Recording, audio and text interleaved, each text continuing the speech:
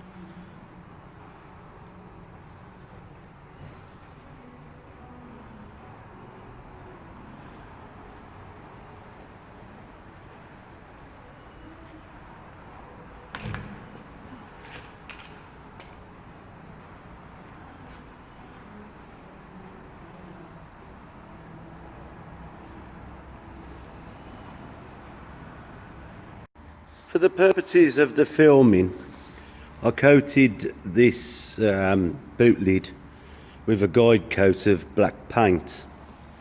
So we've been working on the first fill.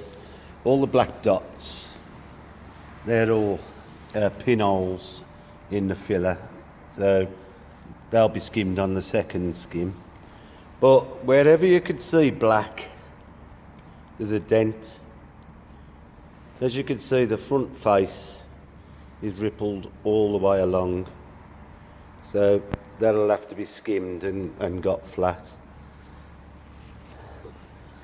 The middle of the bonnet, where all the dents were along this edge, are now virtually straight and a little shallow here, but that'll be taken care of on the second fill. Then we get to the back. Virtually all that edge will need skimming. That's where it's been crimped because it's aluminium onto steel. The whole of this middle is low, so that'll have to be skimmed, and the same with this end. So really the whole of the rear, that'll be skimmed out, and then we'll blend the lot into after on the second fill, and then the front we'll treat that on its own, fill that and get that flat. Just thought I'd show you, it took about, I don't know, 3 hours, 3.5 hours on the first flat, using a long block with 80 grit paper. And the rear of the car is now skimmed, where I've ground the rust out of this edge. That's been taken out.